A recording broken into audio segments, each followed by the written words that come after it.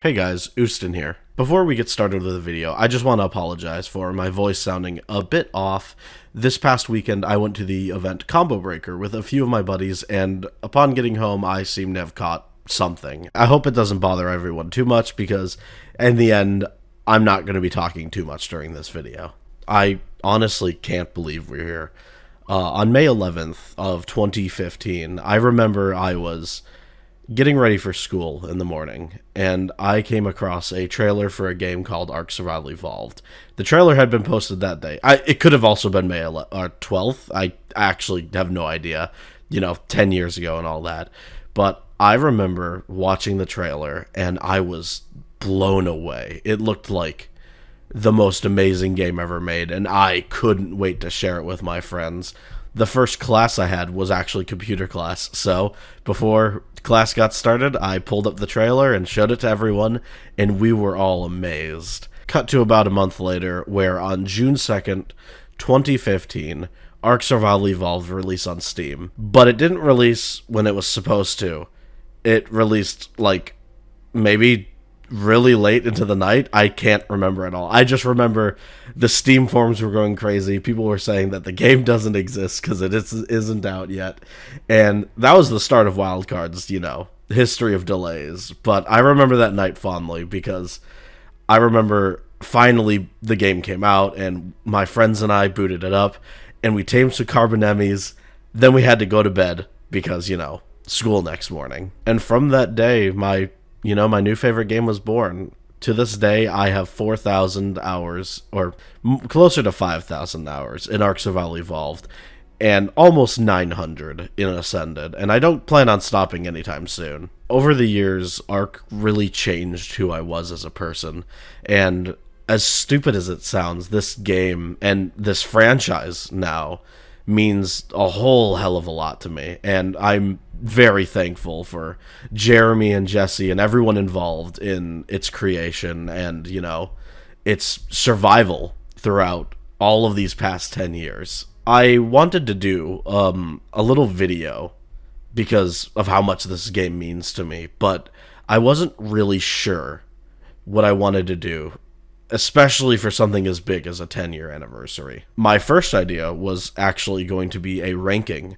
of every single creature in the game, including all the bosses, all the minions, all the untamables, and it was going to be kind of a fun little video, not really serious at all. It was going to be a ton of skits and stuff, but that was just going to be too much work for me, and as the months ticked by, I realized that it wasn't something that I could complete in enough time. So I wanted to do something a little smaller.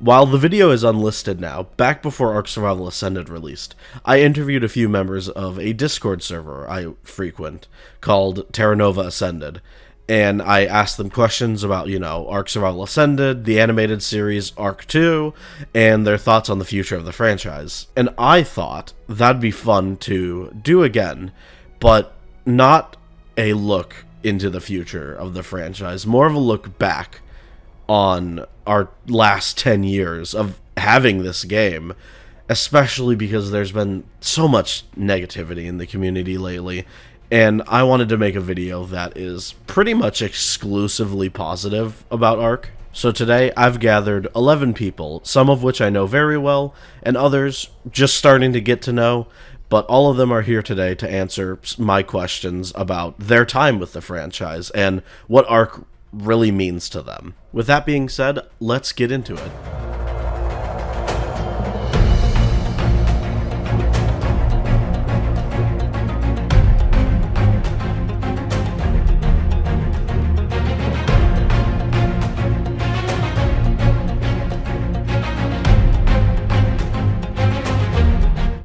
Hey gamers, I am BlockBeam101, but literally everyone just calls me Block, and I've only been on this channel a few times now, and I am back once again to celebrate the 10-year anniversary of the ARK franchise. Saying that really actually just makes me feel super old, and it's kind of sad.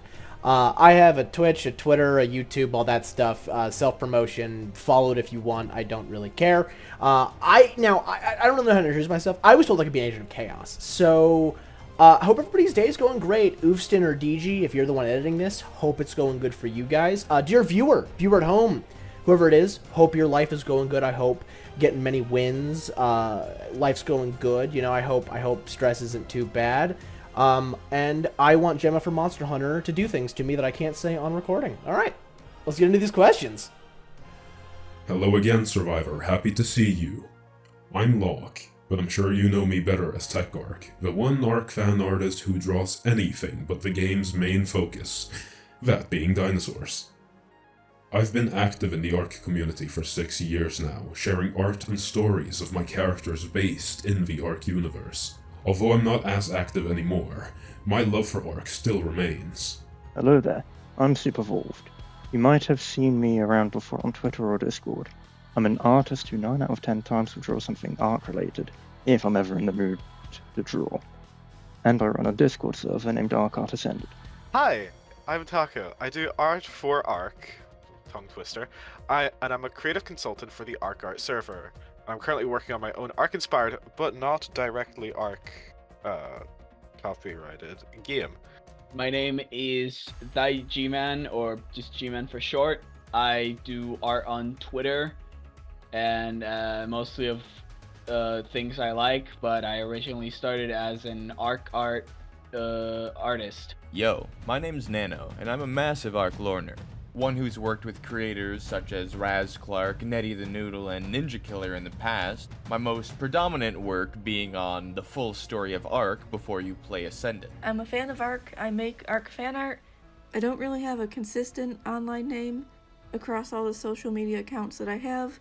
When I made them, I didn't really think I'd be posting much, so I didn't really think about having a consistent name, but I usually go by some variation of Isopod or Millipede these days. Hey, I'm Nezuyu, hobby artist, professional photographer, though I don't really do that anymore, dinosaur nerd, and I collect fossils and rocks while also being owned by 4 cats. Greetings and salutations, I'm NoQuest, commonly referred to as Quest or NoQuest for short. I'm mostly known in the greater part of the ARK community as the LEGO ARK guy, because I build various creatures from the game out of LEGO when I have the time. Greetings and salutations, dear viewers.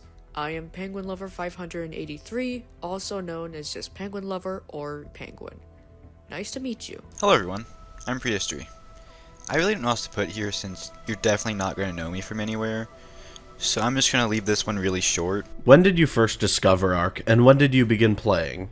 I first discovered ARK about 2 weeks after it released. I believe, I don't remember the exact date, but I remember that it was the Jacksepticeye video. The first video he ever made on ARK is what put me onto the game from the get-go. Because I was 12 years old when that happened, and obviously, like every 12-year-old at that age, I was obsessed with Minecraft. But my crap top really had a struggle running modded Minecraft packs that had dinosaur themes. And I really liked the survival genre, but I didn't have a dinosaur-esque game, and I'd been obsessed with dinosaurs since I was a kid. So I started playing about 2 weeks after the game came out, and my first introduction was actually that Jacksepticeye video. I think it's literally called, like, You Can Eat Your Own Poop or something, which is, like, just the perfect thing for a 12-year-old to see. And, yeah, thanks, Jacksepticeye. You quite literally changed my life with one random video. So, here we are now. I discovered ARK through YouTube when I was just a kid in 2015, and later on, in 2017, when I got my first PlayStation, that's when I started playing the game. I first came across ARK through an Ballistic Squid video. I remember it had a silly blood warning at the start, joking that it looked like tomato ketchup. Back then, I was playing on my dad's old PS3, after he had upgraded to a PlayStation 4. Like most kids, I was, and still am, obsessed with dinosaurs, so I begged him to get the game. ARK wasn't available on PlayStation at the time, but about a year later it finally released, and that's when I got my first chance to play it. And oh boy, I never stopped. I first discovered about ARK when it came out on the Xbox One, and then I promptly got it as a late birthday / early Christmas present after a lot of pestering from my parents and my grandparents. And after that, I'd say the rest is history. I first discovered ARK around 2020 on PlayStation 4 when I was on Primal Carnage Extinction, and I met my first friend group on there. While we were mostly playing Extinction back then, eventually they started approaching me about trying ARK Survival Evolved. I originally declined because I've seen ARK footage and I was interested, but I've had forever heard of the game being very difficult and grindy. But in the end, they ultimately persevered, and I downloaded the game on my PS4. I first discovered ARK as a result of my grandfather playing it on his Xbox One. He discovered it through his coworkers, because at the time, ARK was pretty much at the top of any other survival game out there. I remember watching him play, and occasionally he would hand me the controller for help, but I never actually played the game until probably about a year later, right before I think it was the launch of Aberration, actually. I remember I had been staying with him for a little while and playing the hell out of it on his Xbox. And slowly, over the course of a week, I had gradually convinced him to buy me a copy at the local GameStop. And ever since then, I've become a hopeless addict. I don't remember when exactly I first discovered ARK, but I have loved dinosaurs for most of my life, so I was aware of it long before I started playing it. I first found out about it through discussions on a forum for a different game, but for some time, whenever I would look for information about dinosaurs, ARK was everywhere. I would always find images of the dinosaurs in the game. So the game was one that had always interested me, but I never tried playing it until one day when I found the mobile version of the game. I downloaded it, started playing it, and I was very quickly invested, despite it being different than I had imagined it would be. I started playing early 2019, and a few months later I had started playing it on the computer as well. I discovered it somewhere towards the end of 2018, early 2019 through a recommended YouTube video, and I didn't start playing until February 2019. I discovered ARK Mobile on the App Store back in early 2021 while looking for a good game to play, and started playing it very shortly after discovering it. Before then, I had never even heard of ARK, so it was just something I randomly picked up and started playing. When did I first discover ARK, and when did I begin playing? Oh man, here comes the story. So basically, my mother back in the day used to show me videos of people playing ARK, and by around late summer of 2017, I believe, that's basically when I started, so ever since it released on Xbox. I first heard about ARK in 2017 when it appeared in my YouTube feed. I saw that it had dinosaurs, and dinosaurs are really cool, so I decided to watch some more videos on it. Then ended up finding iBallistic Squid's YouTube playthrough on it. And I found it really, really entertaining, so I knew I had to ask my mom to get the game for Christmas, and then I got it for Christmas. If you remember, what was your first tame? My first tame was a Dilophosaurus named Luke. And it's really funny that I remember this because I don't know why I do. Out of all the memories I could have, out of every core memory in the world, I remember this. I remember where it was, too. It was on the beach. Where the swamp is now by Green Obby. That, like, cove. It was on the tip of the cove on the island. And I named it Luke because my best friend at the time, his name was Luke. And that was my rationale. I was a genius at 12. I showed great signs of promise. So, yeah. And I remember... Oh, I also remember taming a mate named Sam. I don't remember why it was named Sam. I actually don't. But my first tames were two Dilos named Luke and Sam. My first tame in ARK was actually a Pachyrhinosaurus. It was a poor victim of our beach bob shenanigans back in the day. My first tame was a max level Spinosaurus. Just kidding. If I recall correctly, it was actually a Dilo. I can't remember what I named it or for how long it lived, but I can faintly remember pelting it with stones using a slingshot. I bet most people are going to answer that their first tame was a dodo. Funny enough, a lot of people's first tame is the dodo, but mine was not the dodo actually. It was a Lystrosaurus. If I remember correctly, I named it Potato, and it stuck around with me until the end of my first playthrough, before I accidentally deleted the save file. I can't really remember that well. I think in terms of the first ever creature I rode, it was probably a T-Rex that I spawned in, or a Spinosaurus with GCM, but in terms of first ever tame, I have a feeling it might have been either a dodo, a para, or a lystro on Crystal Isles. I think it was one of those guys. I can't really remember anymore.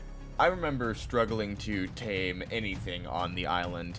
I had the basic concept that you would feed an herbivore berries, but for whatever reason, when I put in the berries into their inventories, they weren't eating it. I didn't really understand that you had to be patient and actually wait for them to eat the food.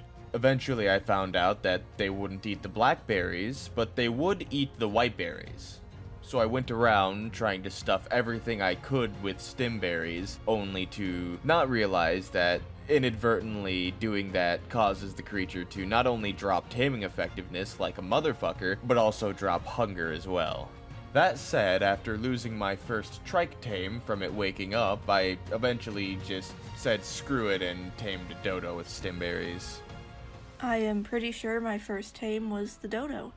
I had wanted to tame something immediately before I made any progress on anything else in the game, so that led to me leaving it on a thatch foundation and trying to keep the compies away from it. A level 5 dodo.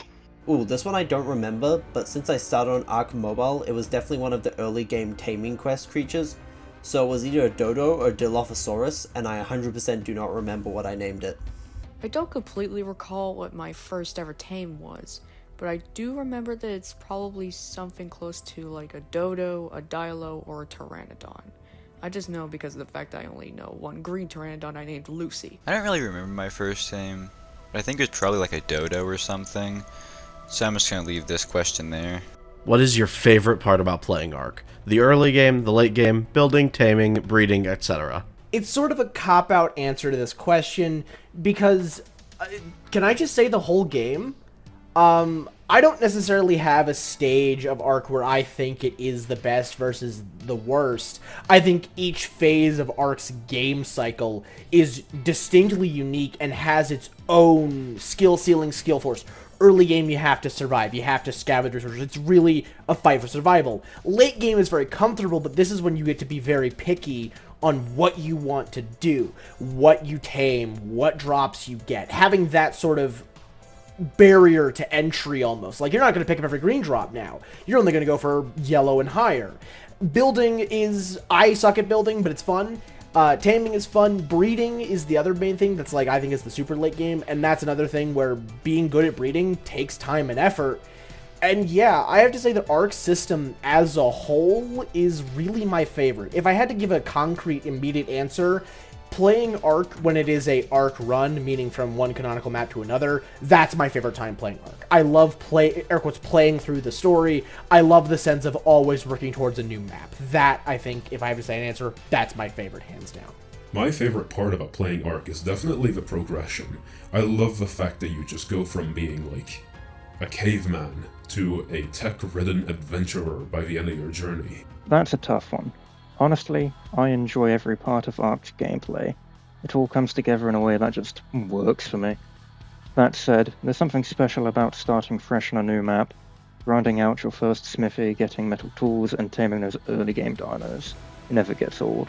No matter how many times I do it, that sense of progression always hits. Another thing I really love about ARK is the world itself, especially in ASA. The game is stunning. Places like the Oasis on Scorched, the Blue Zone in Aberration, or Sanctuary in Extinction, just exploring and soaking in the atmosphere never gets boring. If I had to pick my favourite part though, I'd probably say building. With the new changes ASA brought and the addition of custom cosmetics, it's even better. I like challenging myself to make bases that are unique, fit the feels of the map, and are actually functional too. For me, like, I just love taming the dinosaurs in ARK, and getting to ride them as well. Like, what other game can you ride dinosaurs in? I've tamed basically every dinosaur multiple times over, I want to say. I've also bred several of them. The breeding is very not humane, but whatever. And I have a particular soft spot for taming the untamed, like Troodons and like Microraptors and stuff. I love the little scraggly guys. I think for me, it's either exploration and taming and building.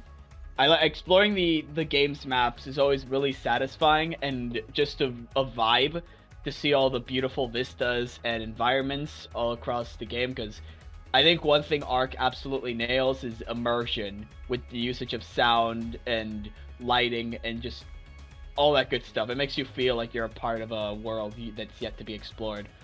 Building and taming fall around the same category for me, because it's very satisfying to tame a new creature and add it to your collection, as well as building and creating a more advanced and just more useful base as it goes along. And by the end, and I think it was building that probably was the reason why I have so many hours on the game on PlayStation, because I would just spend all day building something that would ultimately not be used. My favorite part of ARK is obviously the story. I mean, clearly. But if I had to pick a favorite part of the gameplay, it would probably be the early game where I'm not a max level superhuman that can counter pretty much anything in the game. Early game is definitely where it's at, and I think that's a pretty cold take. I feel like most people agree with that, especially going back to those early days when the mystique of the island was, completely unmatched, Every new thing around the corner was terrifying, and I mean, I didn't even beat ARK until ARK Ascended. I still have yet to beat the game on SoupEvolved because of how much I would just stay in the early game perpetually. My favorite part about playing ARK is being able to tame dinosaurs. Almost everything in the game is tameable, and there's a huge variety of different types of animals. So I like trying to find and collect all the different species. I also like how the creatures' colors are random, so not only do you get to find creatures you like, but also color patterns you like. And this allows me to become more attached to individual dinosaurs as well. And if you use cryopods, there's really no limit to how many you can have, as long as you have the space to store them. I also like how they aren't just decorative. You can take care of them, you can let them wander around. Early game, hands down, but also paired with building and breeding once I get out of early game. I have a tendency to max mutate anything I can get my hands on, whether it's useful or not. My favorite part of ARK has to be the mid-game and all the things that come with it. I don't know why, but the mid-game exploration, taming, and base building is also much fun to me. My favorite part about playing ARK? Man, there's just so much to think of for that. I think my favorite part is just existing. Just exploring the place and understanding more of the story as time goes on, and getting more progress time and time again. My favorite part about playing ARK is setting up a new playthrough with friends. It's both terrifying knowing everything can kill you, and hilarious watching your friends die in horribly stupid ways. Some of them may or may not have been caused by me. I will neither confirm nor deny that. Which creature based on a real-world prehistoric animal is your favorite and why? Ooh, good ass question. I'm gonna probably have to say the Carcharodontosaurus.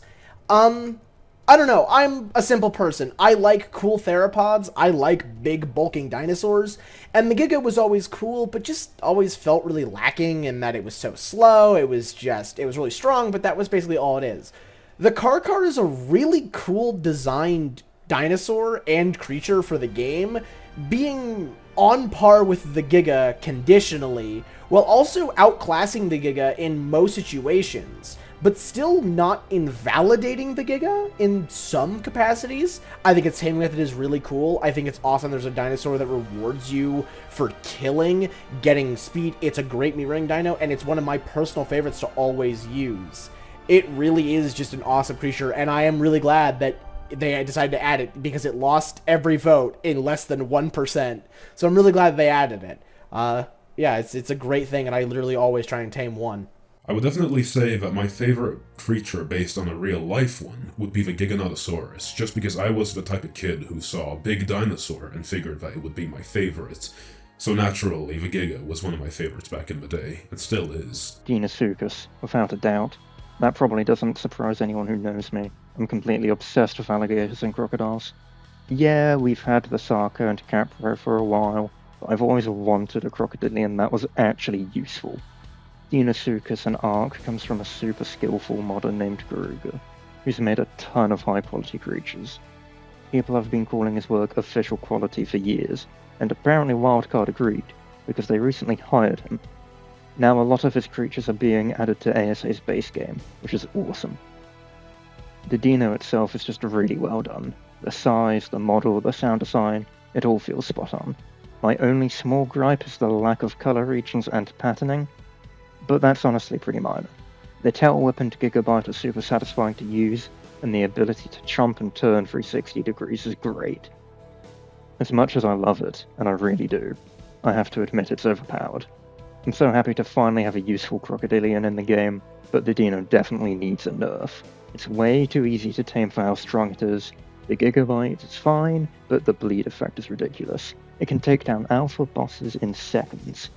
I think the bleed damage needs to be toned down, and the Gigabyte cooldown needs to be bumped up to 40 to 60 seconds. It'd still be a great tame, just more balanced.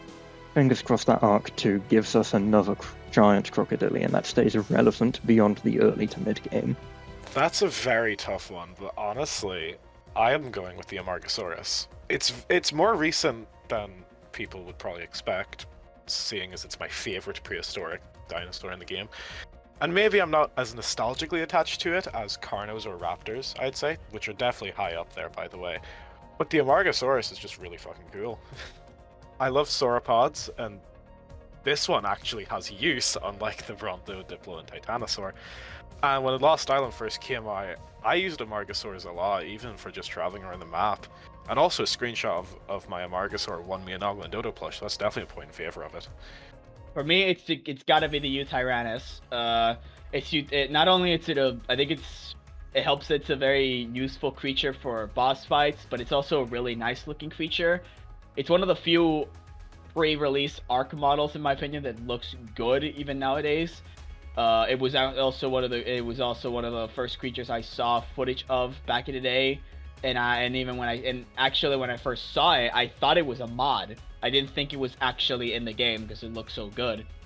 But Eutyrannus also has a very special part of me because I have an entire story about taming an X variant on Genesis, or not taming. Someone gifted me a breaded Eutyrannus, an X variant, on a server with friends, and then that Eutyrannus, I proceeded to use that Eutyrannus for the remainder, or for as long as I played, until it got killed by dire bears in the ice cave of Genesis 1 was taming a Ferox, so I still miss her. You know, I've thought about it a couple times, but I'm really not here for the dinosaurs. I'm one of those players who's more so here for the gameplay and less the creatures themselves. But if I had to point out one specific creature, actually I'll do two. If I had to point out two specific creatures, I would pick both the Tusoteuthis and the Gigantoraptor. The Tusoteuthis because they are absolutely terrifying for a multitude of reasons, from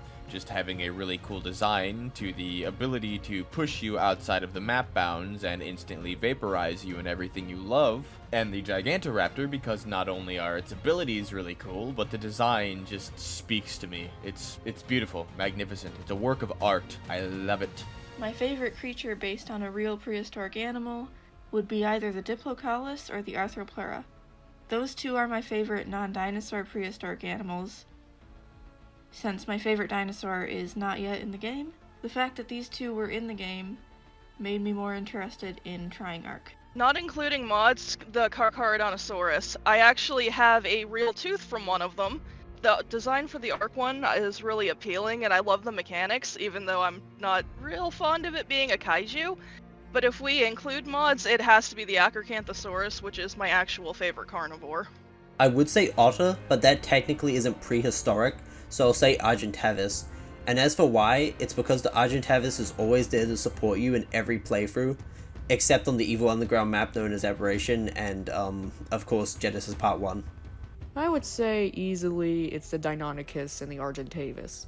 I have fond memories for both of them, and they're amazing for traveling. I would say that I do have more usage of the Argentavis right now because Valguero is not out yet, sadly. Eventually I'll get my Deinonychus back. My favorite ARK creature based on a real-world creature is the Gigantoraptor. The design is amazing. It has a really fun taming method, when it works, which sometimes is rare. And it's pretty useful. It has a decent damage output, has decent health, and is really good when you start breeding creatures. Which creature based on fantasy or sci-fi is your favorite and why? This is a far easier question. It's the Bloodstalker. The Bloodstalker is hands down my favorite creature in all of ARK. It is really funny too, because I have mild arachnophobia. It doesn't flare up if the spider is like fictitious, so like the Broodmother as an example, doesn't really flare that up for me because I'm fighting it with a T-Rex. But the Bloodstalker should. But just the lore and the movement of it is just so awesome. It's a symbiotic relationship. It's the only creature you don't officially tame. It decides, yeah, you're good enough that I'll work with you, but I will betray you for my own self-interest. All the cool little details. It can emote. Its name changes if you drink beer for some reason. It raises you up when pulling out weapons. It has some of the best animations, some of the most satisfying movement. It's in the best biome in the game, Fight Me. It truly is one of the most well-designed creatures in the entire game. It's so much fun, and I really, really hope that ARK 2 and future ARK projects have tames like the Bloodstalker, with rewarding movement, a cool taming method, and cool details. I like creatures with personality, and the Bloodstalker has utility, effectiveness, and is brimming with personality. Genuinely a top 10 creature in the entire game. My favorite fantasy or sci-fi creature is a more difficult question. If I had to pick one though, it would probably be the Megamech from Extinction. I just love that you get to ride a giant mech in the final battle to ensure humanity's future. This was another tricky one. ARK has so many unique fantasy and sci-fi creatures, like the Reaper, which is basically a xenomorph-inspired dinosaur, and the Manigama, a fast, fun creature that's like a husky dragon with an ice breath attack. But in the end, I'd have to go with the Shadowmane from Gen 2. It's just such a standout creature. The mix between a lionfish and a lion is insanely creative. The model, patterning, and sound design are all top-notch. They absolutely nailed the concept. Taming it, though, is a pain. You have to feed it fish in baskets, which is way more tedious than it needs to be. Combat-wise, the Shadowmane has a move similar to the Deinosuchus' Gigabyte. As you deal damage, a bar fills up, and once it's full, you can unleash an attack that deals a ridiculous amount of damage. It's super satisfying. It's also just fun to move around with. It can leap large distances and cloak like a rock drake. The cloak is a cool feature, even if it doesn't have a ton of practical use. I can't wait to get this creature back in ASA. Rock Drake, no questions asked. When I first saw them in those like crunch creature teasers with like those ripped up papers of the dossier, I knew I would love it. In game, it's very difficult to control because like the gliding mechanic and the climbing mechanic was very new for the Rock Drake, and it was definitely hard to control. But once you get the hang of it, it is a joy to ride around on. And the trek down to the Rock Drake Trench to steal your first egg is an unforgettable experience on Aberration. It's so good. I think it's in terms of creature, I think it would be the Managarmr, which I know is probably going to get me killed by lots of people, but I just think the Managarmr is a really satisfying traveling tame to use, considering it's not just holding one direction and flying towards it and landing in case you're out of stamina. The mana is just click the jump button, boost forward, jump, and it's a really cool creature to zoom across the maps with. To pick one single fantasy sci-fi creature out of the, I mean, honestly amazing roster that there is pretty impossible for me. I mean, obviously there's really good ones like the Bloodstalker, you know, the Wyverns, the Managarmrs. So instead, let me hit you with one of my favorites, that being the Enforcer. The Island and Extinction were two of my most played maps in all of Survival Evolved. Mostly the Island, but Extinction was my second most played, on which I would constantly just wander the map and explore on the back of an Enforcer, and of course me playing in single player actually made it a somewhat viable creature to use in the Wasteland, unlike on a server where they are completely and utterly unviable past maybe your first day. That said, my opinion on them isn't just based on nostalgia. I mean, their design is really cool, unapologetically United Republics of Earth. Their abilities are really useful in the early game, like the teleport and the 4x damage to the Corrupted. It's just a shame that they don't come with any sort of natural armor or way to really improve them to a point that's usable past, like, blue drops, for example. My favorite fantasy creature is the Morellatops. I love its design. To me, it's the perfect combination of a fantasy creature and something that could be a real animal. Overall, though, I think all of ARK's original creature designs are really cool. Oh, I can feel the side eyes already. Crystal Wyverns have been my favorite since Crystal Isles was a modded map and pre-official. I love all Wyverns, and I don't know. I like being able to raise a giant flying reptile that can spit acid or fire and just, cruise the map with them. As of now, I would probably say the Rock Drake, but I feel that could really easily change in the future since ARK has so many good fantasy and sci-fi creatures, and I haven't even tamed a ton of them yet. I think my favorite fantasy or sci-fi creature has got to be something like something from Genesis, I believe. I'm trying to think. It's a little bit difficult. For right now, I think it could be the Snow Owl, but the Managarmr, the Magmasaur, and so much more from the Genesis line are just fantastic. My favorite fantasy creature is the Blood Crystal Wyvern. I've always really liked ARK's Wyverns, but I love the Blood Crystal Wyvern. The lifesteal ability is really cool. I feel like it's the most unique Wyvern breath in the game.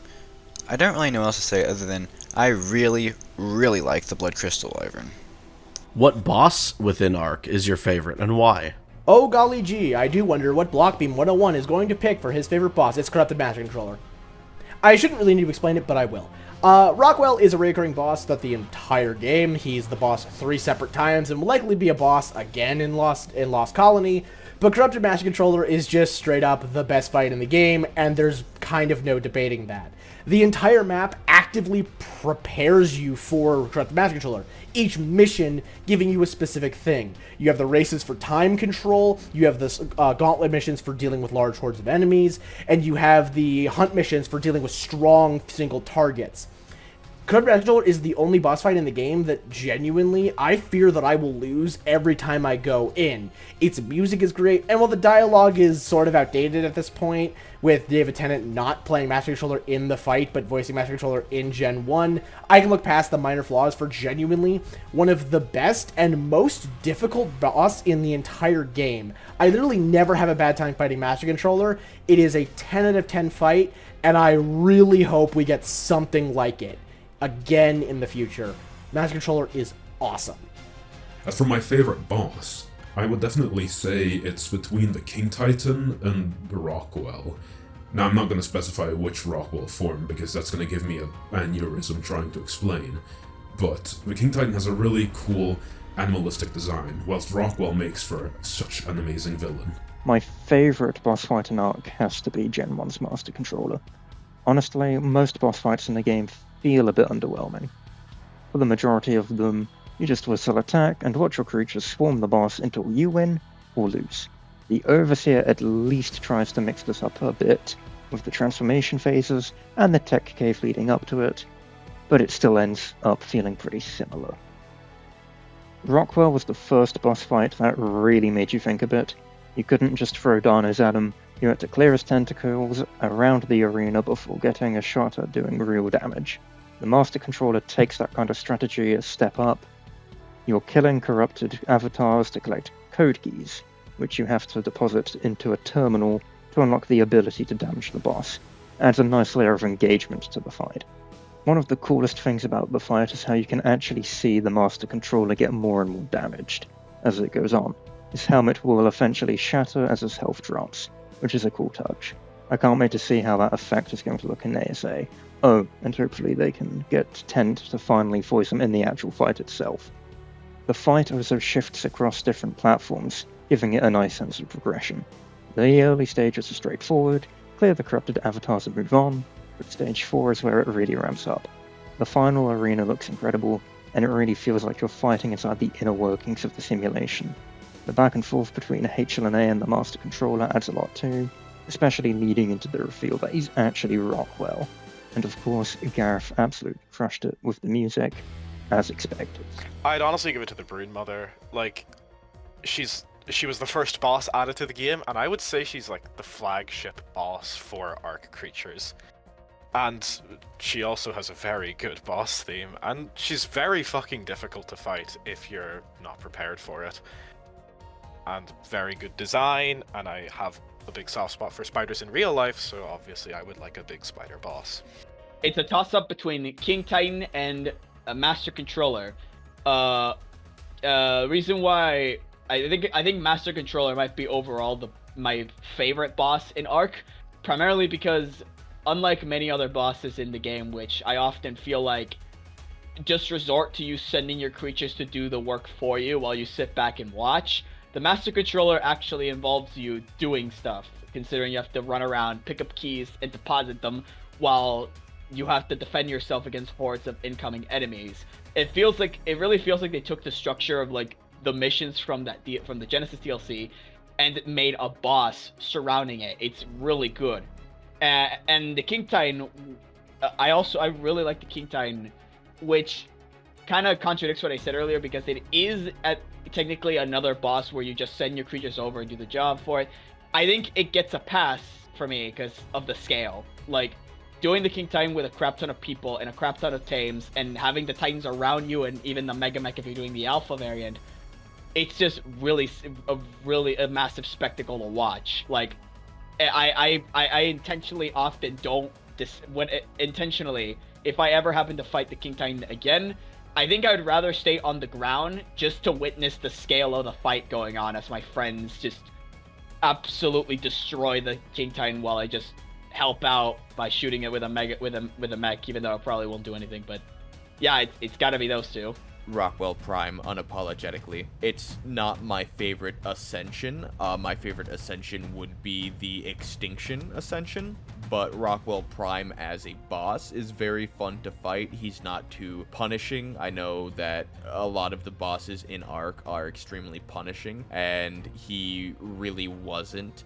The dialogue is funny. It's a nice mix of being an evil, fucked up monster, tentacle, hentai, cosmic horror, and being Edmund Rockwell. Objectively, he's not the best boss fight in the game either. I would probably give that to his Aberration iteration, but overall, the amount of fun that I personally had with this one and what he stands for in the story definitely puts him at the top of my list. My favorite boss is Rockwell.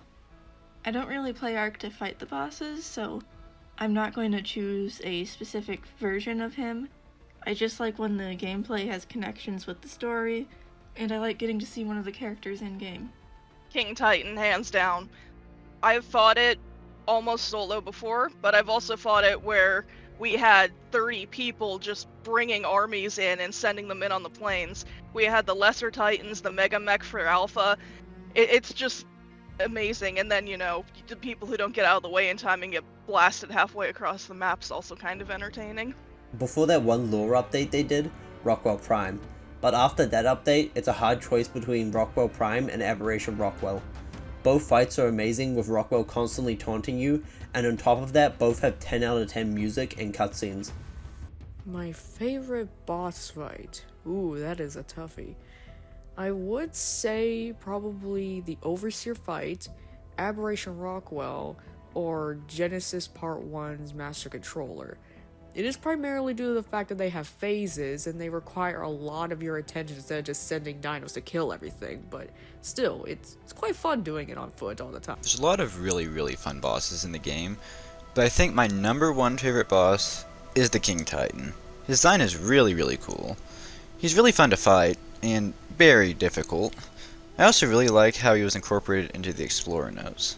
What is your favorite canonical DLC, and why? My favorite canonical DLC is Genesis Part 1. A hot take, to be sure. Gen 1 is not without its flaws. In fact, it is deeply flawed. But I can't lie and say that it hands down is my favorite experience of ARK, period.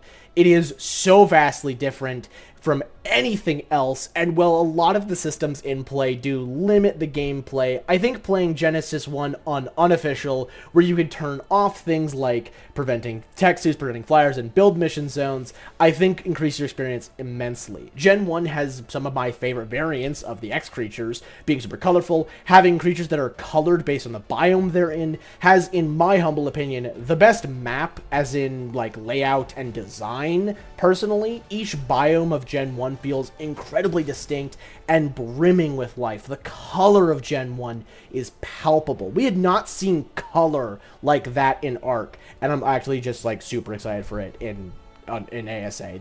It's gonna look unreal and break everybody's computer. I'm so excited. Yeah, Gen 1 is problematic, and I really hope that when it comes to ASA, it does get fixed, which hopefully it will be, because they're taking more time with it. But yeah, Gen 1 gave me some of my favorite memories, and yeah, it's my favorite map. I love it to death. Story-wise, it's Gen 2, though. I mean, like, how you beating that? But yeah, Gen 1, my favorite map to play. That's a canonical DLC. My favorite canonical DLC is definitely Genesis Part 2. It has everything I like about ARK. It has a lot of sci-fi elements. It still keeps the dinosaurs in the game and makes them relevant to some degree in terms of lore and gameplay. And it leads straight into the sequel of the next game. Though this one might change with the upcoming arrival of Lost Colony, the first map that we're getting that takes place on Earth after the Reseed Protocol. This might be a bit of a controversial pick, but my favourite map is Genesis 1. It just stuck with me more than most of the others. Yeah, the map has its flaws, and I really hope Wildcard gives it the TLC it deserves in ASA. I get that it wasn't for everyone, and that's totally fine. I actually liked the mission system. I genuinely enjoyed most of them, and Bog Beatdown in particular was a blast. The teleporting system was different and fun, although neither were close to being perfect. I think the travel between biomes could be improved. Being forced to teleport every time gets old fast, and seriously, they need to separate mission zones from the buildable map.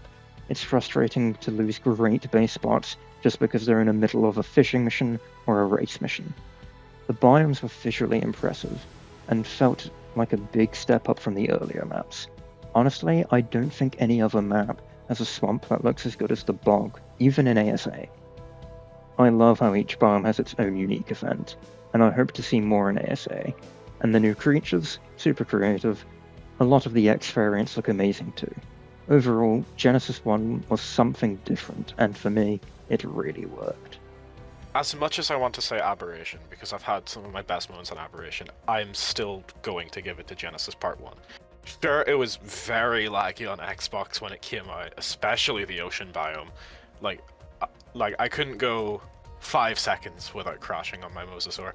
But during lockdown, that map kept me sane, because me and my friends would hop on for like 8 to 10 hours at a time in a day, just doing everything that map had to offer, and it was probably the most fun I've ever had in ARK, funnily enough, and a part of me still wishes I had the time to do that today. Genesis Part 2, easy. Primarily because it was the first DLC that I was there for the hype for the reveal, the hype, and the release. I really like all, like, the vibe from it. I like all, like, the tames. I like all the items. I loved the music. Genesis 2, in my opinion, has the best songs in ARK ever. And it's just, and the final boss, while it can be very, like, easily cheesed with a grappling hook and whatnot, it still carries a massive, like, epic scale thanks to the voice acting and the music and whatnot. If you haven't guessed from my incessant rambling about it, my favorite DLC is 100% without any shadow of a doubt Extinction. I prefer Extinction over any map in the game, even though it does have its own issues. I feel like the gameplay loop is, although tedious at times, objectively the most fun. I would rather, do drops for progression than go spelunking 800 times into caves that are about as balanced as my dick and balls. It's got some of the coolest fantasy creatures. The setting is really cool. The sanctuary was really good looking in ASE, and in ASA, this is one of the few times they actually managed to hit the mark on a map and upgrade it properly rather than making it an abhorrent downgrade like Aberration. and the story here is the best out of any canonical DLC. I feel like the story of Extinction is especially deep because rather than following the format of 4 authors following each other from start to finish, you know, kind of together, it starts with Santiago, then goes on to Helena, then Mei-Yin, then Diana, and then She Who Waits, kind of in order over time, so it tells a wider, broader story rather than telling a single, more contained story, if that makes sense. Plus, the Extinction Ascension is fucking magnificent. Maybe not so much the Extinction Ascension, because that was really poorly done, but the Extinction Evolved Ascension was absolutely the pinnacle of ARK Ascensions, in my opinion, even better than the Genesis Part 2 Ascension. My favorite canonical DLC is Aberration. I love the way the environment looks along with the glowing dinosaurs. And then, that DLC also made creatures like the coelacanth and the trilobite actually tameable, which I think is really cool. I know they don't really do much, but it's nice to have the option. And it's also my favorite part of the story. The island. Part of it's nostalgia, the memory of learning everything, getting murdered 5,000 times on the beach by an alpha raptor, turning around and there was a Spino, but also the experience of the caves, fighting the bosses, the struggle through the tech cave to the overseer, the difficulty, even though I, sometimes hate the struggle of finding good tames, trying to get through the swamp on foot because you lost your flyer to a rhino, and oh, there's a capro. I'm going to split this into 2 different answers, one for ASE and one for ASA. For ASE, it's 100% aberration for the aesthetics and how unique everything is. The biomes are like never seen before kind of shit, the creatures and items are all super fun to use. The gameplay loop is so different from regular ARK, but in such a good way. I have to say it's my overall favorite and could be considered my definitive answer to this question, but in ASA, both Scorched and Extinction got updated in such a good way with the weather events and graphics that I'm tempted to say one of those 2 for ASA. Especially Scorched, that map is now so beautiful looking. I would say my favorite canonical DLC is either ASA Extinction or just the Genesis lineup entirely. But I think for simplicity's sake, I think I'll go for the island. Up until I played ASA, my favorite canonical DLC was Genesis Part 2, which is probably an unpopular opinion, but oh well. But ASA Extinction changed that. I didn't really play Extinction that much on ASE, as I wasn't a huge fan of it, but ASA's Extinction feels so much better for some reason. Although this might change with Lost Colony or ASA Genesis 2. What is your favorite non-canonical DLC, and why? A tough question, because truth be told, as I said earlier, I really kind of only play ARK if it is the canon maps, but if I had to give an absolute favorite non-canon map, it's probably going to be Fjorda. I have some good memories on Fjorda with getting some friends who were sort of on the fence of playing ARK, finally playing ARK on Fjorda. It's a map that I think is genuinely pretty great, having wide diversity of biomes, using realms effectively, and integrating systems from previous maps very well, such as the teleport system. It also gave us the Desmodus, which is hands down one of the best creatures in the entire game, and has the widest variety of creatures across all the DLCs. It's a veteran's dream, and I really, really think it's a great map to play on, offering even level ups on it, with the runes and Mjolnir, and offering a really challenging, tough final boss in Fenslafur, or Fenthafleur, something like that. It's a real shame when you look back at other non-canon maps to see that they were sort of gutted because Wildcard didn't allow Rock Drakes or Reapers to spawn in them. Not with this map, everything's on it, and I really hope that when all these maps come out in ASA, we just get the stuff that we deserve on maps like this. Like, why are Rock Drakes not on Crystal Isles? Like, come on. But yeah, Fjorda is a great map, and a map that I think is sort of the go-to. I kind of want to play ARK and want to have a little bit of everything on it. Fjorda's great. I would have to say Fjorda is my favorite non-canonical DLC map, just because of the quality behind it. The mod maker behind the map did a tremendous job with the design behind it, and Wildcard contributed a lot when adding it to the main game. I feel like most of the non-canon maps are about the same for me in terms of quality and replayability. The Center isn't a bad map, but it definitely feels like the weakest in the lineup. Valguero, Lost Island, and Crystal Isles are all enjoyable enough, but I never really felt the urge to go back to them after their initial release. Ragnarok stands out a bit more. I'd put it a tier or two above the others, but for me, Fjordur is easily the best of the bunch. What I love about Fjordur is how each realm has its own distinct feel. Asgard alone has, like, 4 different biomes. Even the main islands are packed with unique biomes and interesting spots to explore. The runes are a cool addition, even though they're just a bit of an XP boost. Fjordur really felt like the perfect final map for ASE. It was a great send-off. I would say Lost Island. It's in a similar vein to Genesis Part 1, except replace Lockdown with crushing exam stress.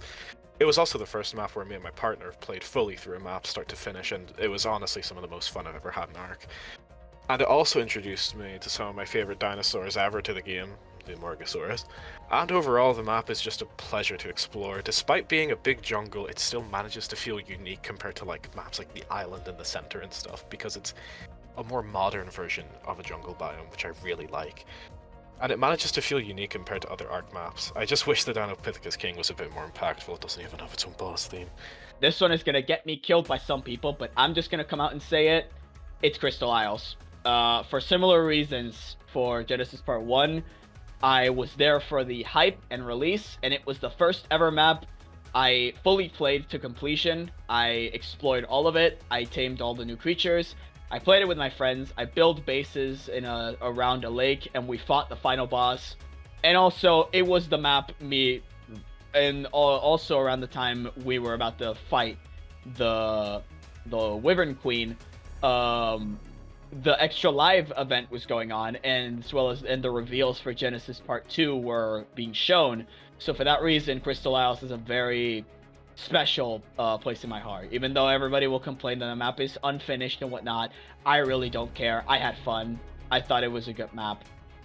Leave me alone. Let it be no secret that I dislike most, if not all, of the non-canonical DLC for ARK. Not to say that they are necessarily bad, but I'm really not interested in playing the Island 2, the Island 3, the Island 4 with an Aberration Zone, the Island 5, and the Island 6 through 9. It really just completely uninterests me, especially with the lack of a narrative. Though I won't discredit mod map makers like Nikatis who get their modded maps into base game. I think that's really cool. I think Fjordur looks really cool on the surface, but it just really does not interest me at all. So instead, I will read you this review that I gave The Center Evolved. The Center can be considered the white people chicken of ARK Survival Evolved maps. The objectively stinkiest by far, despite what 2016 players may tell you. The only reason I downloaded it was for the achievement, which I refused to get legitimately. My favorite non-canonical DLC is Valguero. I spent a long time in single player there, and so have a lot of good memories from that, along with playing on a server for around a year or so.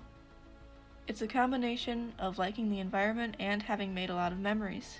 It's a tie between Fjordur and Crystal Isles. Crystal Isles for the nostalgia, it's gorgeous. The floating islands are my favorite thing, but Fjordur kind of wins the edge out, because the realms are awesome, all the boss progressions are fun, the little Easter eggs. It gets extra points because Lord of the Rings nerd and Helm's Deep. The Desmodus are cool, but I'm pretty sure it just wins because it's got everything pretty much. I haven't played on many of these maps yet, but based on looks alone I've got to go with Valguero. The whole map looks so cozy and I'm quite nostalgic for it from some YouTube playthroughs I used to watch. Maybe this opinion will change after I play on some of these maps some more once they release an ASA. My favorite non-canonical DLC? Ooh. I would say either Ragnarok, Valguero, or Fjordur. Although, to be fair, I did not really do much on Fjordur until I switched to ASA, so I would say probably Valguero or Ragnarok. This won't be a popular opinion. My favorite non-canonical DLC is Crystal Isles. This is because I didn't really play the other non-canonical DLCs that much, because I didn't really ever care for them. But Crystal Isles got added as I was getting back into ARK, and they also had 3 really cool wyverns, and as you know, I like wyverns, so I decided to play with one of my friends. We got pretty far, but didn't actually end up beating it. Also, I think the map looks beautiful, so that's my main reason why. Which DLC hype buildup excited you the most? Ooh. Can I just say all of them? Actually, that's not true. I'm gonna have to give it a three-way tie. Extinction, Gen 1, and Gen 2 are genuinely gonna have to be a three-way tie, because because Scorched Earth had no build-up. And Aberration I was excited for, but I think I was taking a break from gaming at that time. I don't remember being all that excited for Aberration. But Extinction, Gen 1, and Gen 2, man, ooh! If I had to give an absolute favorite, I think it's gotta go to... Oh god, I can't pick between the Genesis Saga. The website for the Gen 1 teaser was awesome. Seeing all the different icons, the text saying this is an ARK 2, all the mystery behind it, it was so awesome. But I think I'm going to change my answer. I think the level of hype that I felt hearing David Tennant saying, "Welcome, Survivor," on that Gen 2 reveal trailer is the most hype I have ever been for anything. Seriously, that's mesmerizing. It's a shame Wildcard doesn't do many trailers now anymore, because damn, dude, I remember the hype. Gen 2 was awesome. I stayed home for a couple days to play it. Gen 2 was awesome. I gotta give it to Gen 2. I would say that Genesis 1, if not 2, had the best hype build-up. The VR, the virtual reality countdown, was just icing on the cake, really. Though, again, it's a little bit early to say, but I think that Lost Colony might take the cake for me later this year when we start getting teasers for it. The most hype I've ever felt for an ARK DLC was definitely for Genesis 2. Before that, I never really cared much about the expansions. I'd play ARK on and off, maybe for a couple weeks, once or twice a year, kind of like that classic 2-week Minecraft phase meme. I wasn't involved in the community or fandom back then. That changed around the time of Genesis 1's release. 2020's Extra Life stream was the first one I actually watched, at least partially. What really pulled me in was the Genesis 2 cinematic trailer. I sent it to Ginger, and we ended up talking about it for a while. I didn't stick around for the full stream, but I remember feeling genuinely excited. They teased something big at the Game Awards, and sure enough, that's when they dropped the ARK 2 announcement. It was obvious Genesis 2 was going to tie into it, and that just made it even more exciting. Looking back now, yeah, it's wild that it was nearly half a decade ago. I wish I could go back and tell my younger self not to get his hopes up about playing ARK 2 before responsibilities kicked in. Still, I was really looking forward to Genesis 2. I was curious to see how they'd wrap up the story, and I was especially interested to see David Tennant as Rockwell. The anticipation stuck for me for a long time. For me, it would be Genesis Part 2. The hype surrounding Genesis Part 2 and getting all the little snips of information was very fun to experience. It reminded me of the Extinction build-up, except on a far larger scale. It was also funny to see how wrong we were about things like the Maywing size. The hype leading up to the Genesis Season Pass is something that I do not think can ever be replicated in my life. Even the surprise launch of ARK Survival Ascended couldn't match how hard the Genesis Season Pass hit me. It had been an extended time without any new narrative added to the game, and to suddenly be fed this alternate reality game through ark.gg/g, looking into the superluminal link between Eordaeppel Prime and the Genesis colony ship over the course of, I think it was, a few weeks, slowly gaining more information as to what the hell was going on, alongside some background information which is unfortunately mostly lost to time at this point. Once that timer had hit 0 and the video started up with Helena in the Genesis simulation creating HLNA, showing off a few of the different biomes and revealing the name, and it was 2 DLCs in 1, and the season pass was available right now. I mean, it was genuinely so hype. I don't even think that Lost Colony, something I've been waiting for 8 years, can even hope to match the hype that this reveal gave me. I was most excited for Genesis Part 2. I wasn't playing ARK until after Extinction, and before Genesis 1, I didn't really know or care about the story. so I wasn't as invested in the release of a new DLC. Shortly after Part 1 released, I read all the notes just to see what they were about, and ended up loving them and wanting to see more of the characters. And then I had to wait for a year. I had taken a break from ARK, and then they released the teaser for Genesis 2, and I heard the narration by Rockwell, and that made me start playing ARK again. The Genesis Season Pass, I was technically extremely late to the ARK game, so other than the free map DLCs, that was really the only canonical DLC I'd seen. And I remember hanging out with the old ARK community I was in, and just all of us hanging on the updates and the teasers and Extra Life. Lost Colony now is getting up there too, because I can't wait to see what happens with that. This is a funny question considering I missed out on most of the DLC hype build-ups due to being stuck on playing ARK Mobile for so long, but I will give a shout out to the ASA Scorched build-up and release, as that felt quite special to me for some reason.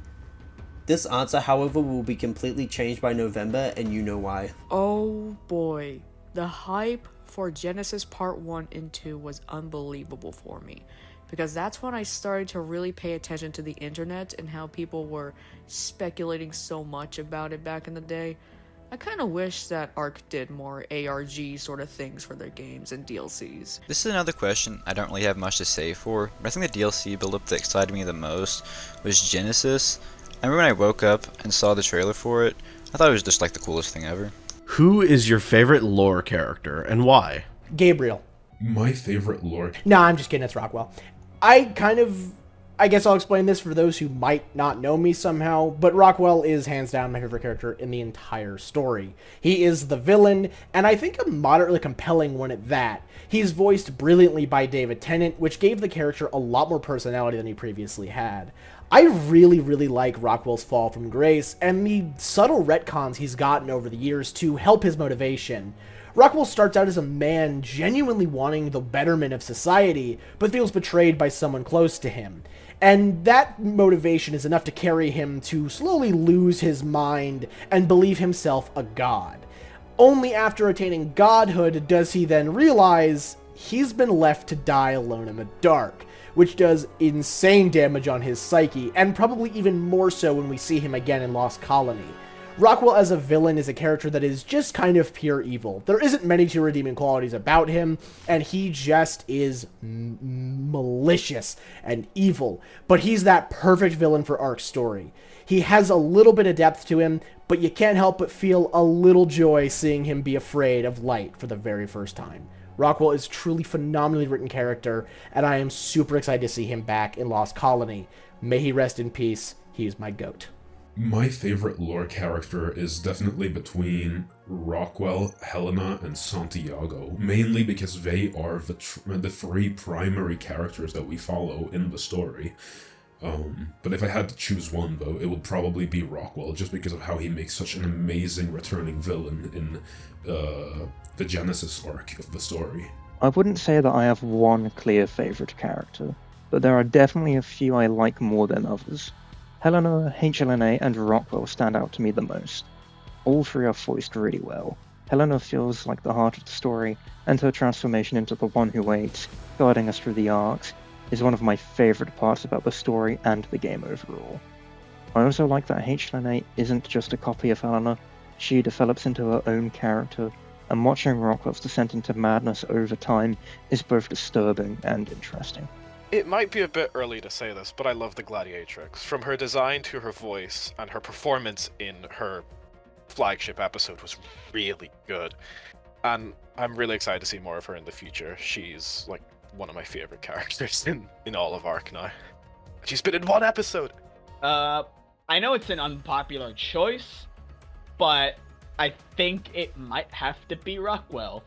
But mainly because when I started to get into ARK lore, I really was into body horror and whatnot, so when I saw that there's this character in ARK lore who became this tentacle Cthulhu-like demon, I was absolutely fascinated with that and wanted to learn more about him.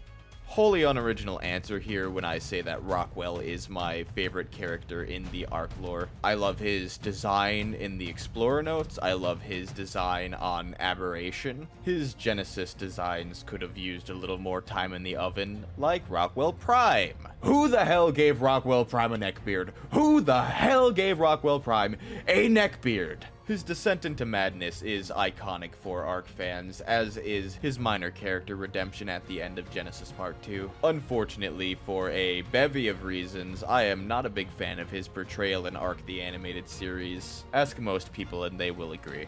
Though on the bright side, with the introduction of Genesis Part 2, he got a voice actor, that being David Tennant, who plays him perfectly. I can think of no better actor to have done Rockwell. And he seems to enjoy doing the character as well, so that's good. My favorite character is Megan. Firstly, she's the one who is taming all the creatures, so I automatically like that. But then I think her storyline and development throughout the notes is really good.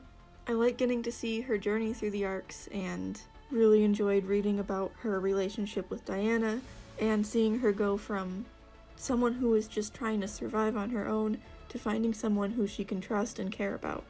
I think I can relate to her in some aspects, especially with finding it difficult to trust and become close to people. Mei-Yin. Her notes were always intriguing, the depth of her character. The animated series definitely boosted that because she's an absolute powerhouse, but also not invulnerable, and I'm super excited to see where her story goes, because I've always wondered what happened between Extinction and then, poof, Genesis simulation, so seeing what happens between is really got me interested. It has to be Rockwell. Such an amazing character on so many different levels. I won't go on anymore because I already know so many other people in this video will have so much more to say about him, and much more passionately than I could, and I don't want to bless the viewers or a Rockwell overdose so strong it drives them away from this video. The last thing I'll say is, I don't know what ARK did to deserve such an amazing main villain. Who is my favorite lore character? I'm gonna probably go against a lot of people and say us. Because, well, we're a blank canvas. Meaning that we can fill in our own stories, and any way it could be canon. Now, this is a really basic answer. My favorite lore character is Rockwell. I feel like it's better with every single note, and his in Genesis 2 was really good. I really like how he's being handled in the animated series so far. I think he's gonna get even better in Part 2. What is your favorite Explorer note, and why? My favorite Explorer note in all of ARK has to go to Rockwell Note 29 on Aberration, where he finally begins to start to comprehend what's happened. It's a line that I actually quote quite a bit as a joke. The line it helps me see things I couldn't understand as I was before, but the line itself is genuinely haunting. It's the moment where the viewer and player starts to realize that Rockwell is seeing and understanding things that he never should have. His vision of the world is forever changed. He believes himself untouchable. And what's so perfect about this is we don't see that journey. We don't. We never see that progression. All we're told is that Rockwell sees the road ahead of him, and he's taking it. And we don't know what that road looks like. And when we meet him again, he is strong, convicted, but assured that he will have his day in the light. He will get revenge on Helena, on us, kill the Titans, rule the cosmos. He is a man of conviction. The note and the final words of "we can reach it," the two of us, the ARK and I together, but the realization that what he's talking to is very likely the hive mind and not the ARK system is horrifying. Rockwell has some genuinely amazing elements of horror, and I'm really hoping that's capitalized in Lost Colony. Genuinely a haunting note to read. Though I'm getting rusty with the notes, I think that my favorite one has to be the final "The One Who Waits" note. It's just such a hopeful one, where Helena talks about not knowing how long she can keep going, but she's gonna try her best to be there by our side when the second sunrise happens. The One Who Waits note 27 is my favourite in the game. The note is Helena in her Homo Deus form, talking to us about how she tried but failed to bring back more people from her past after successfully reviving Diana. My favourite part about it is when she talks about Rockwell. His name isn't mentioned, but you know it's him. She sounds almost regretful, telling us how she could see him on Aberration after becoming a Homo Deus, and thanking us for putting an end to him. At least, that's what we thought. It might be a bit of a common pick, but I really like the note just before Rockwell's ascension. I believe it's Rockwell 28, but I wouldn't really trust myself to know the note numbers off by heart. But like, it's such an impactful note when you're first reading it, because you kind of know what's going to happen, but you also don't at the same time. And then when David Tennant dubbed over all of the Explorer notes, like, he did such a good job with Rockwell. I love it so much. How about I really like the final grad student note, because it really feels like a warning for the game about the final boss on Aberration. The note essentially being the final grad student warning you about Rockwell and his power, and how everyone who was treated like everyone who arrives on the ARK is just nothing but a pawn in his game and something. I really like that. Not many Explorer notes actually acknowledge the player in a way. They just kind of like are set in the ARK universe before you showed up. So having this note warn you about what you're gonna have to face to leave is really cool to me. Diana log number 30 on Extinction. Despite not technically being the last Explorer note on Extinction, I feel like this one gives a big sense of finale. A sort of unexplainable grandeur. Mei Yin and Diana have survived everything up until that point. Well, Mei Yin at least. Diana was worm food once. They had watched the world around them crumble. Everyone they knew is dead, and yet they still have each other, with one goal, which has stood unresolved for almost 8 years. Reach Erat Prime.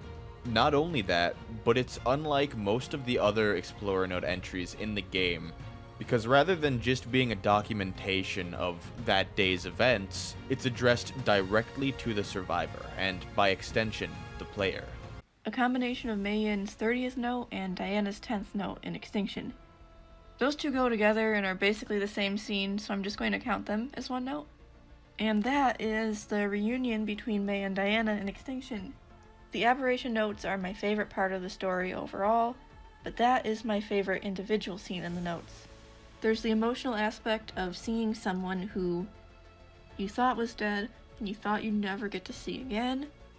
And I also think there's a really nice parallel between this scene and when they first met in Aberration. On a lighter note, I also like Diana's description of the Forest Titan as the world's biggest salad. ARK story can get very serious at times, so I think it has a good balance between the emotional storyline and small moments of humor throughout. Dossiers. I can't pick a single one just because I'm such a nerd that I love reading about all of them, and I like the changes and the way they're written, the little hints about how to tame things. Definitely are the dossiers. I'll have to say Rockwell Note 1 because despite being so short, simple, and far from the coolest Rockwell note, it's so important as the humble beginnings of his character in my opinion, and it also changed the way I interact online, where I went through a phase where I quoted greetings and salutations way too much. I'm once again probably gonna go against a good amount of people when I say that the Genesis Chronicles are actually my favorite. It kind of sounds like as if you're genuinely talking to HLNA and you know who during those notes. And goodness me, some of those Aberration Chronicles jump scare me every single time! It's going to be another really short one. My favorite Explorer note is the one who waits note number 5. I just think the line, "Are you the one who engages in fisticuffs with helpless trees?" is really funny and relatable. What ARK media do you enjoy the most? Gameplay videos, fan art, fan fictions, etc.? Truth be told, I do not indulge that much in sort of the ARK media sphere. I do liminal stuff with helping out with people like Jakari and nerd out from time to time, so I guess if I have to give an answer, it's helping those. I guess sort of the better answer I have is that I just really like being a part of these communities. And not to get too sappy here, it genuinely is awesome that I'm a part of this system. I'm a part of the sponsors of this video. I'm a part of this project. It's genuinely so awesome. So I guess it is sort of a selfish answer of what piece of media do I enjoy the most, being the ones I can help create. but it really is. I love being a part of this. It feels awesome. It's a genuine dream of mine, and I'm not even bullshitting you. I'm getting a little teary-eyed saying this. It's so awesome that I, as a person, with this medium and project that I love so much, get to express that in unique and incredible ways. There are some of the most talented, amazing people in this community, and it is so awesome that I have gotten to meet and work with them. You guys are awesome. This is awesome. I love doing this. Thank you guys so much. This one might be a little bit biased, but I think my favorite ARK media to consume is fan art. It's a nice change of pace from having to see the game for the 10,000th time. I mostly experience ARK through gameplay videos and fan art, aside from actually playing the game, of course. Honestly, I've gotten pretty bored of the usual Let's Play format. These days, I prefer longer, fast-paced videos with a commentary style to those similar in the 100 Days style. ARK can be a grind, and I'd rather be the one playing it than sitting through hours of someone else farming metal or taming dinos. Then there's the fan art. As an artist, I almost always end up drawing something ARK-related. I also run ARK Art Ascended, which, unsurprisingly, gets ARK fan art posted daily by a lot of seriously skilled people. I like making and looking at ARK art, hence my involvement with the ARK art Discord server. Although I've partially strayed from making ARK art myself due to my focus on the game I've mentioned earlier, but I still love seeing what people create, and like the ARK community is so creative. I love it. Except for AI artists. I hate those guys. 100% the fan art. ARK has got to be probably one of the most talented people in terms of the art side. I have seen some incredibly beautiful and breathtaking art pieces created by ARK fans, with the two notable ones for me being TekArk and Drawwolf, which are probably the most popular ones out there. They make these really stunning and really eye-catching artworks with lots of detail and great usage of colors and perspectives. I really dig them. But everyone else in the ARK art scene is are clearly really awesome people, and it's also special to me because if it wasn't for ARK art, I probably wouldn't have the motivation to do art now, nor would I have met probably my best friends of all time. So yeah, gotta be the ARK art scene. I like all of it, honestly. Videos, fan art, the works. I will say though, video essays revolving around ARK are an untapped market, so to speak. I usually enjoy fan art and fan fictions. I like seeing all the artwork and the community crunch every week. Gameplay videos and fan art, there's just so much creativity around, and I love seeing it. There's all these different styles within the fan art, and just seeing all the different way content creators make their videos. It's a joy to see how everyone turns the game into their own little thing, come up with their own little lore for their characters, the way they play out mods. I learn a lot from watching content creators, even from some art. If people draw things that I realize, oh wait, I wonder if that would actually work in game, and then I try. It also has helped me balance server coding. I'm a big fan of watching ARK playthrough PvP videos and guide content on YouTube, but I don't watch as much as I used to due to lack of time and less interest in watching content and more interest in playing the game myself. But I'm also a big fan of ARK fan art of many different kinds. Oh, easily the thing that I love the most from this, done with ARK media is just from the fandom itself. From artworks to animations to everything, really. They could just do so much creative work by just thinking about this game and how much it meant to them. It's inspiring. The ARK media I enjoy the most used to be gameplay videos. As I mentioned earlier, one of my first experiences with ARK was watching iBallistic Squid play the game. Recently I switched to fan art because I realized how many talented artists there are in the ARK community. Which piece of music in the ARK soundtrack do you enjoy the most? Ooh, now this is tricky. ARK's music is something I hold so dear to my soul. It is basically what I listened to for the past 8 years or so. But if I had to pick a favorite memory, or a favorite song, favorite soundtrack ever, I'm gonna just have to go with Journey's End. It truly is a beautiful piece. And what I love about it is it does not end on an upbeat note. It ends on a sadder tone. Because it's over. Journey's End is what plays at the ending of Genesis Part 2, which is the conclusion of Arc 1. The story of Arc 1 is over, and the music conveys that. But what makes Journey's End, in my humble opinion, the best, is that crescendo of the Arc theme. The journey is over, but we are changed because of it. And I know that sounds corny as hell, right? But that amplified, that magnitude, the extra horns, the extra percussion of that rendition of the Arc theme that plays at Journey's End has genuinely always stuck with me. It is a beautiful track, and it is incredible. Gareth Coker, if you watch this, I love you. You are my favorite, never change. That theme is incredible. I could literally talk about it for hours. I could talk about it for hours. Journey's End is absolutely magnificent.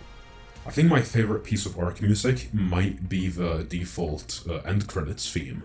It encapsulates everything that is ARK. It feels epic. It has the past lives motive in it.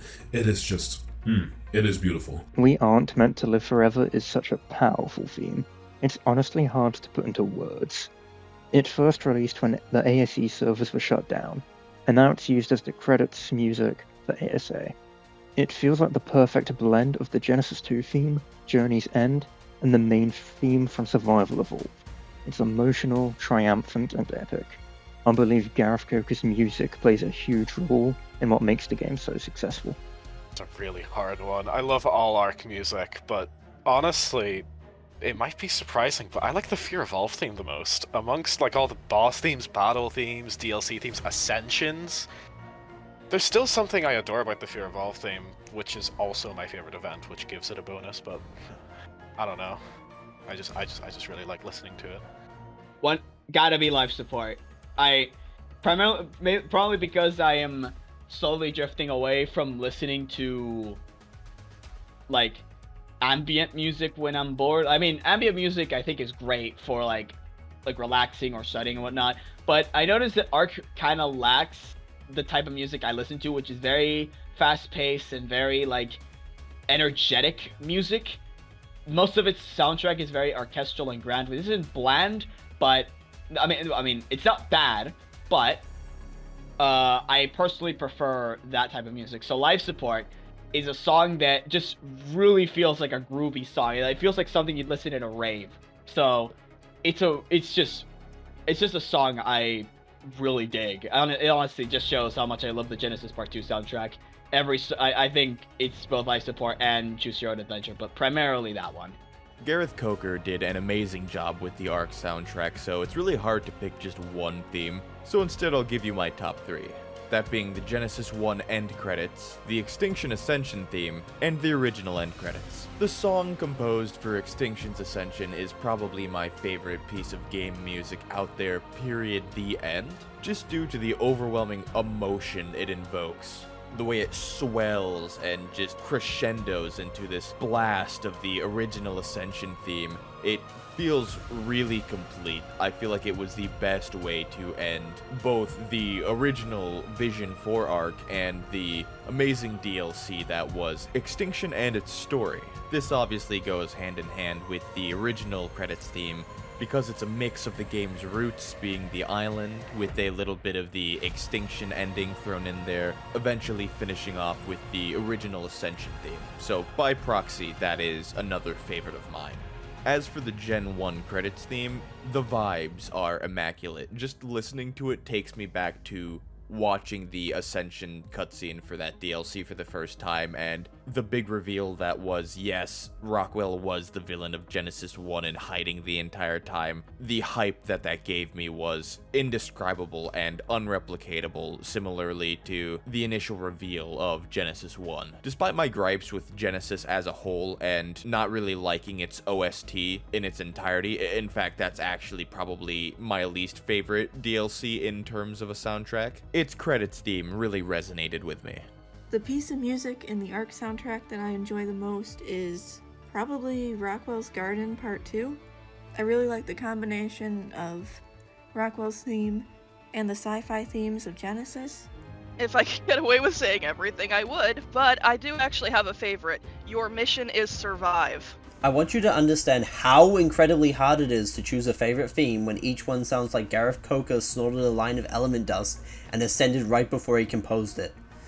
But I'm rather fond of the island credit theme. If the ARK main theme feels like the start of a grand adventure on the island, then the island credit theme is the perfect end to that grand adventure. I believe the pieces of music from the ARK soundtracks that I love the most are, well, easily just the Ascensions. From the island all the way to Genesis Part 2. They're just perfect, basically, on my end. Scorched Earth, seriously, you need to release that Ascension music! There's a lot of really good music in ARK. In fact, I don't think there's any bad music. Gareth Coker's just a phenomenal composer. My favorite has to be the King Titan Spawn-In theme. The chorus in the background is just so good. It goes so hard, man. What was your favorite in-game moment from the past 10 years? My favorite moment in the past 10 years of ARK is a really, really easy answer. I managed to do something I don't know many people have done. I 100%ed the game on one character. I played through Island to Gen 2, beat every single boss on Alpha difficulty. I completed every single boss. I completed every mission. I completed every dossier, everything. I collected every rune, and most importantly, I collected every single explorer note. Literally every single one of them. It took me 2 computers and a year, but I was actually, no cheating, able to use Mjolnir in-game. And it was one of the best things I'd ever done. That feeling of building and playing this run with my friends took a year of my life. And I have the screenshots of my completed implant, every rune, every note, every boss, wielding Mjolnir, my base. It truly is a moment I will never forget, and is by far, hands down, the most time I have ever invested in a game ever. ARK Survival Evolved and ARK Survival Ascended has genuinely changed my entire life. Getting to 100% the game on one character, one survivor, was one of my favorite things to do, and I'm not joking, I can't wait to do it again. I'm doing it again. Once everything is out, I am. And I'm so excited. This game means the world to me, and I don't know if we get this big thing after this. He hasn't told us if we get this big one, but I want to say this for me and everybody who's watching, and hopefully somebody wildcard, thank you. Everyone who's been a part of this project, everyone who's done something here, you guys are incredible. This game has changed my life. Thank you so much. My favorite in-game moment. That is a tough one. I haven't really been playing the game as much as everyone else has. But I do remember back in 2018, when Extinction first came out, I was really young, I was probably like 11 or so, but the final fight against the King Titan that would seal the ARK 1 storyline, at least at that time, that one is definitely hard to beat. I was super stoked about that as a child. My favourite moment from my last 10 years playing this game will once again come to no surprise to anyone who knows me. It has been turned into a legend, an insider joke, the cornerstone of my personal lore. Let me set the stage. The sun is setting, and Mr. Ooston Games has trapped a Giga, and is in the process of knocking it out. He stands atop a rock, pelting it with darts from his rifle as it bites at the metal gates. Now, I, being a helpful, good friend, who has absolutely never maxed my melee damage and accidentally punched him into the mesh while he waited for a heatwave to tame a phoenix, or having never caused him any other kind of mental anguish, I am genuinely surprised that I have been invited to do this video. Decided that I would fly over and lend him a hand. So there we were, tranking this trapped Giga, when I ran out of arrows. Now, do I fly back to base to grab more? Not a chance.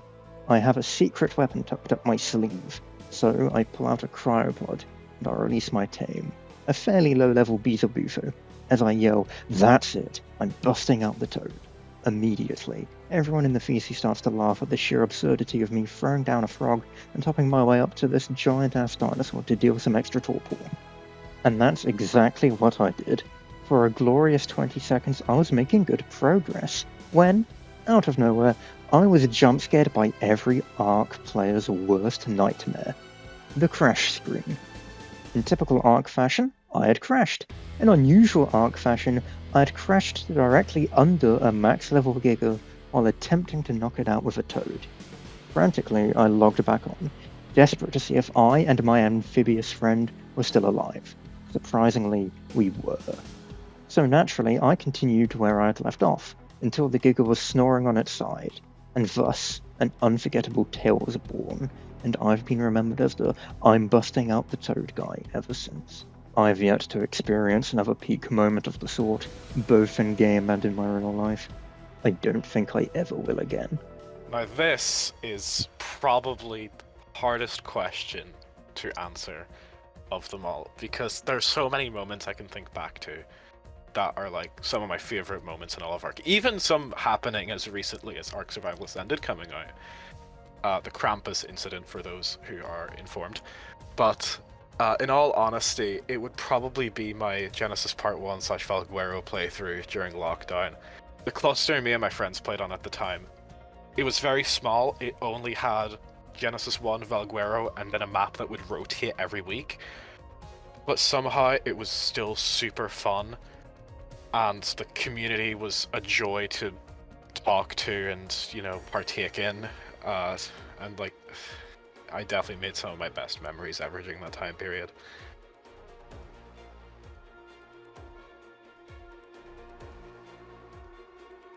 I'd like to thank Oofston for putting all these questions together, because these have been really fun to answer, and I'd like to thank Studio Wildcard for making ARK as a game and for fueling my boredom for the past 10 years, which is insane to say.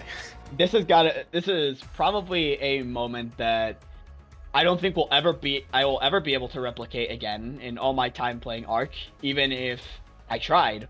And it was probably the time on PlayStation 4 when me and my friends decided to gather everything we needed. After like a couple months, we gathered everything we needed to fight the Alpha King Titan. So we decided to all make our way to Extinction. We were where we had all the stuff remaining. We decided to just get everything ready. We had prepared on that day when we were going to fight it.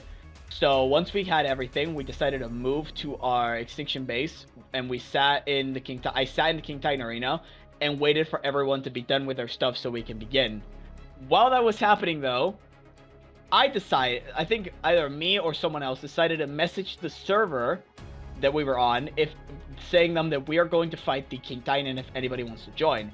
And I watched as slowly but surely a bunch of people proceeded to join us with their gigas and mechs to help us fight the kaiju.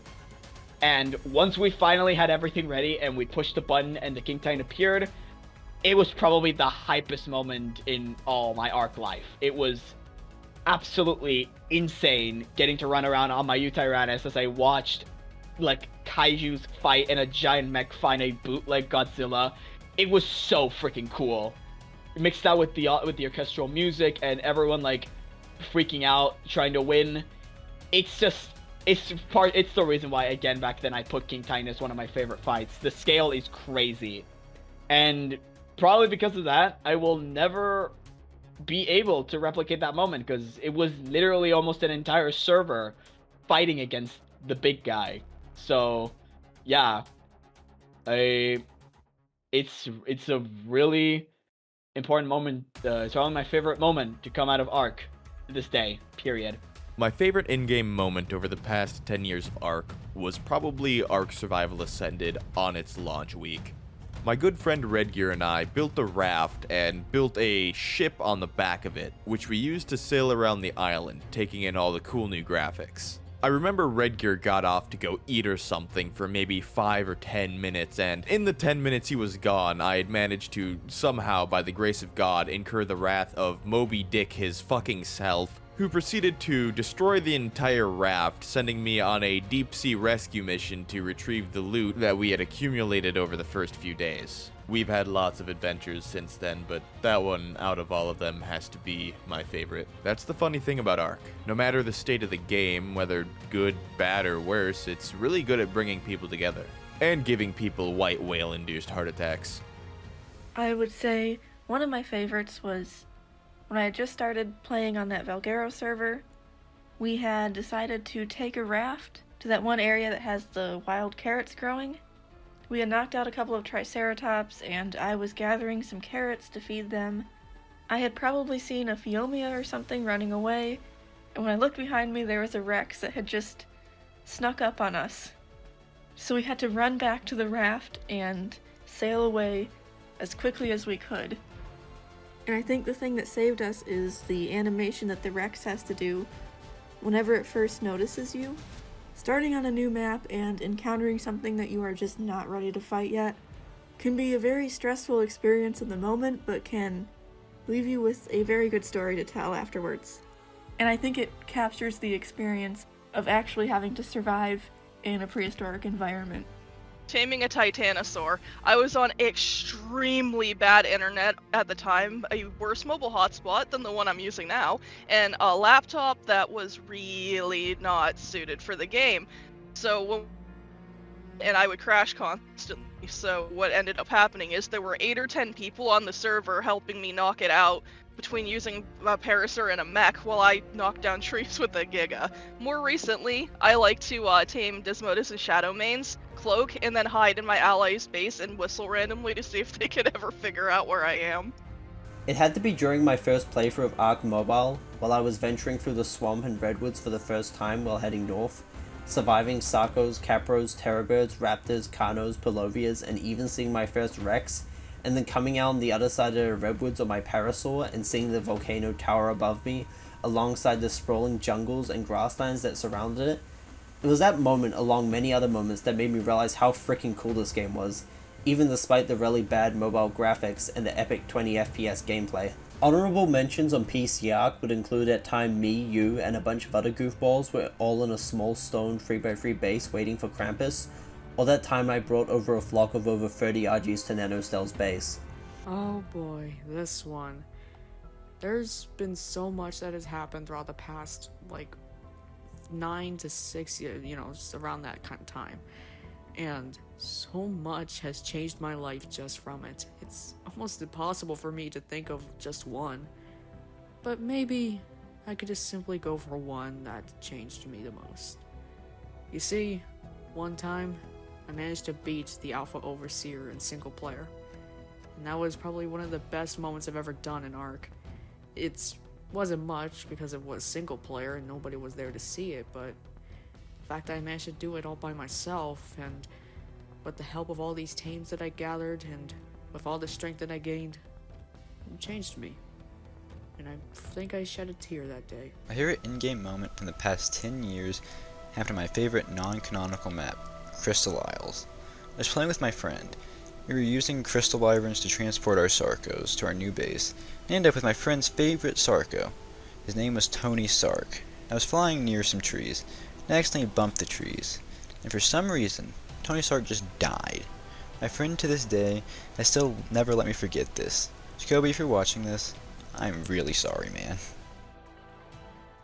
I want to give one last quick thank you to Oofston for having me. It was such an honor to be a part of this massive collaboration of incredibly talented people to celebrate a game that has genuinely changed my life.